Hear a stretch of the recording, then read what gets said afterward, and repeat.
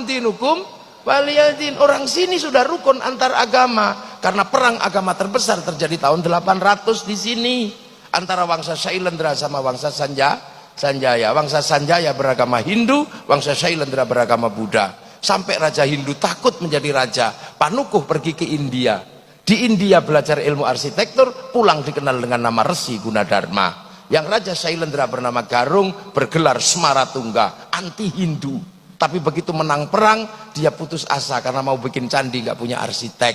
Maka arsitek yang disuruh bangun adalah orang Hindu yang bernama Panukuh. Lahirlah candi Hindu, candi Buddha, nuansanya Hindu yang dikenal dengan Sambara Budura, Borobudur. Makanya kalau ada yang mengatakan Borobudur tinggalan Nabi Sulaiman, tertolak dengan teori itu. Kenapa? Karena Nabi Sulaiman berada di tempat yang namanya Ardul Muqaddasah, dan Ardul Muqaddasah bukan Sleman. Maka ndak usah sok Nabi Sulaiman dari Sleman. Lah iya, saya nanya jin yang paling tua bukan katanya.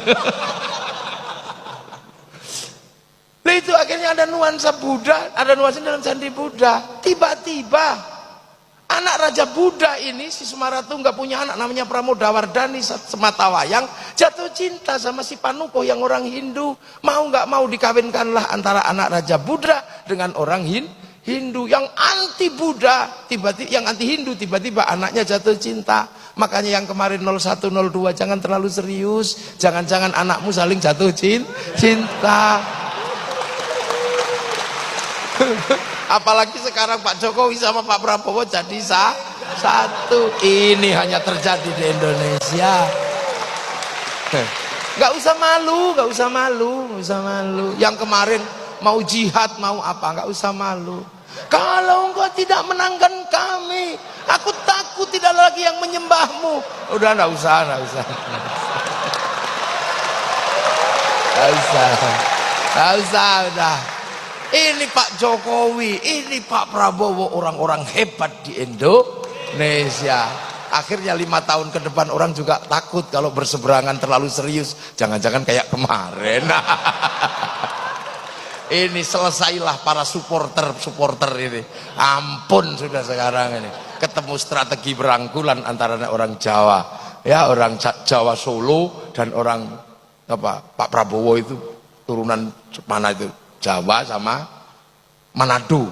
Rukun gitu. Yang lain supporternya, hah? Aku udah terlanjur cerai, gimana? Aku udah terlanjur mengatakan haram. Aku udah terlanjur bersumpah akan potong kemaluan. Ini gimana? Terus gue mesti bilang wow gitu? Enggak juga. Makanya biasa aja. Lu akhirnya selesailah problem Hindu Buddha. Akhirnya ketika Merapi meletus pecah dua, Semaratungga punya keturunan namanya Balaputra Dewa dari Wangsa Shailendra pindah Palembang, gak ribut agama. Karena makanya Sriwijaya jadi besar. Sindok pindah ke timur bangun Wangsa Isyana, menjadi Kadiri sama Doho, lahirlah Singosari, gak ribut agama. Pada zaman Majapahit, di zaman era Brawijaya, bangsa ini dirukunkan dalam satu kerukunan besar namanya Bhinneka Tunggal Ika. Setelah itu saling jaga, Hindu jaga Buddha, Buddha jaga Hindu. Maka kemudian kalau ada Banser, ada Ansor kok jaga gereja, nggak usah ribut. Itulah warisan asli bangsa Indonesia. Di Bali yang jaga masjid pecalang, di New Zealand yang jaga masjid orang Nasrani. Nggak usah ribut. Tumpeng masuk gereja, nggak usah marah, nggak usah emosi, nggak usah. Hanya karena kebiasaan, ya usah. Udah biasa aja ini Indonesia. Nonton film Korea biasa aja, nggak usah kafir. Masa gara-gara kalah ganteng sama aktornya terus bilang kafir? Jangan gitulah. Kita biasa aja. Jadi kita ini punya bangsa. Jadi kita rukun, makanya kiai rukun karena bineka. Para tilmidun muridun rukun dalam bahasa santri, dan sampai hari ini kerukunan itu terjaga. Hanya di Indonesia Yamaha rukun sama Honda, hanya di sini. Hondamu apa? Mio, itu hanya di sini. Hanya di sini minuman botol rukun dalam nama Aqua. Hanya di sini mie instan rukun dalam nama Sarimi. Hanya di sini seluruh pompa air rukun dalam nama Sanyo. Hanya di sini seluruh pembalot rukun dalam nama Softtek. Itu di sini. Udah biasa. Hanya di sini. Itu. Ini di Indonesia rukun. Makanya kemudian para ulama punya konsep merukunkan ini tanpa membentur. Akhirnya kemudian kehilangan tanah air ini, Islam harus punya bangunan baru. Maka lahirlah sebuah bangunan baru di mana raja dan hamba sebagai struktur yang disepakati di Nusantara mulai dibikin struktur kecil di tengah antara raja dan hamba. Struktur itu dikenal dengan nama musyarakah yang akhirnya menghasilkan bahasa masyarakat.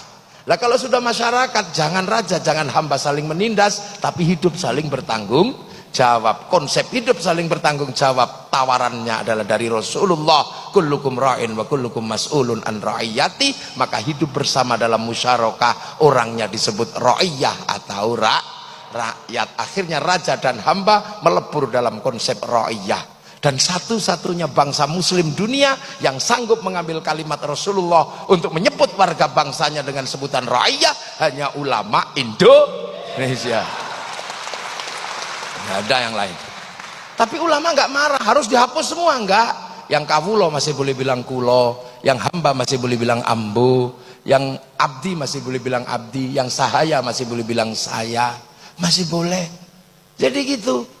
Lah terus kemudian ro'iyah kalau ngumpul, Al-Quran menjelaskan wasyawirhum fil amri, maka kemudian lahirlah konsep musyawarah. Nah kalau musyawarah jangan menang-menangan sendiri. Al-Quran mengajarkan tafassahu fil majalis wafsahu yafsakhillah. Maka ruang musyawarah namanya majelis. Ngangkat pemimpin standarnya wasi'a kursiyus samawat, maka kedudukan pemimpin disebut kursi. Sunan Ampel nata ini semua. Datuk Ribandang dikirim ke Sulawesi, Aryo Abdillah dikirim ke Palembang, Hatib Dayan dikirim ke Kalimantan. Lahirlah sistem ro'iyah, sistem musyawarah, musyarakah. Kemudian ini bersatu, Belanda datang, dilawan secara bersama-sama. Belanda pergi, daerah yang merupakan konsep para wali bersatu dalam sebuah nama wilayah. Artinya al-wali meninggalkan wilayah, dan wilayah itu dinamakan Negara Kesatuan Republik Indonesia. Makanya kalau ada pertanyaan kenapa Arab satu bangsa bisa pecah menjadi puluhan negara, kenapa Eropa satu bangsa bisa pecah menjadi puluhan negara, tapi kenapa Nusantara yang puluhan bangsa mampu bersatu dalam satu negara? Karena ada santri, ada kiai. Ini jawabannya. Dan kalian menikmati itu hari ini, siapapun apapun aliranmu, menikmati itu. Yang Nasrani, yang Hindu, yang Buddha, yang Islam menikmati itu semua pada konsep besar Bhinneka Tunggal Ika. Makanya kita pakai merah putih. Penyelesaian kita antar bangsa pakai Pancasila. Makanya jangan kau bawa sistem penyelesaian bangsa lain menggunakan dibawa ke sini. Perdebatan penyelesaian bangsa setelah Bung Karno, zaman Balai Pustaka, apakah akan diselesaikan dengan cara Eropa? Tidak bisa. Lahirlah sebuah novel yang kemudian dikasih judul Salah Asuhan. Apakah akan diselesaikan dengan cara Arab? Tidak bisa. Lahirlah novel di bawah lindungan Ka'bah. Apakah akan diselesaikan dengan cara Indonesia full? Tidak bisa. Kenapa? Lahirlah novel namanya Siti Nurbaya. Apakah akan diselesaikan dengan cara Belanda? Lahir tenggelamnya kapal Van der Wijk. Apakah mau diselesaikan dengan itu? Nah sekarang banyak yang menganggap bangsa ini sakit, tiba-tiba membawa penyelesaian dengan cara dari luar. Makanya aneh. Membawa Hizbut Tahrir ke Indonesia itu aneh. Hizbut Tahrir didirikan oleh Taqiyuddin An-Nabhani untuk menjadi problem solvingnya bangsa Filistin, dan itu gagal di Filistin. Maka kenapa kau bawa produk gagal masuk ke Indonesia? Jangan. Ikhwanul Muslimin kemudian mau dipakai menyelesaikan problem Indonesia, nggak bisa. Ikhwanul Muslimin didirikan oleh Hasan Al-Banna sebagai problem solvingnya orang Mesir, dibawa ke Indonesia, di sana gagal, Mursi digantung. Akan kau selesaikan untuk Indonesia? Nggak mungkin. Kita bukan tipologi sana, kita puluhan bangsa bersatu dalam satu negara kesatuan Republik Indonesia. Maka kita pakailah problem solving Nusantara, cara-cara Indonesia. Kemudian Hizbut Tahrir yang merupakan khilafah tahririyah, ya akhirnya nggak laku. Biar laku dihubungkan dengan khilafah ala minhajin nubuwah. Khilafah minhajin nubuwah itu adalah alamatus sa'ah. Dia datang bersama hari kiamat. Kalau khilafah tahririyah itu bikinan Taqiyuddin An-Nabhani. Maka biar seolah-olah Taqiyuddin An-Nabhani dengan khilafah tahririyah nyambung dengan khilafatun nubuwah yang bagian dari tanda kiamat, maka ada yang selalu mengatakan kiamat sudah dekat. Masih jauh, masih ada santri. Lu santri kalau zikir bunyi, maka yang tidak ngerti bisa dengar menirukan. Pakai speaker yang jauh bisa dengar menirukan. Yang lain cuma diam gini. Nah, yang nggak bisa zikir sampai mati juga nggak bisa zikir, nggak dengar apa-apa. Strategi luar biasa. Makanya jangan kau sebut negeri ini tauhid. Gitu loh. Maka karena konsep besar adalah wilayah, maka santri yang merupakan tinggalan para wali, begitu bangsa ini harus memilih sikap.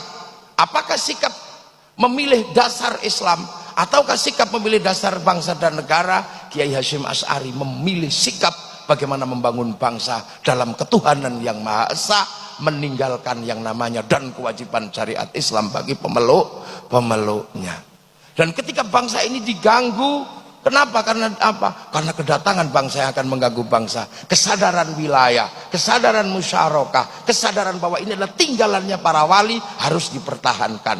Maka ketika Belanda datang, kaum muslimin melakukan perlawanan, dan perlawanan itu diambil alih oleh santri dengan bikin keputusan yang sangat syar'i, namanya resolusi jihad tanggal 22 Oktober tahun 45. Meledaklah 22 Oktober perlawanan santri, dan dari 22 Oktober lahir 10 November. Tanpa 22 Oktober, tanpa resolusi jihad, tidak ada yang namanya 10 November. Maka 10 November hari pahlawan, 22 Oktober hari santri Indonesia.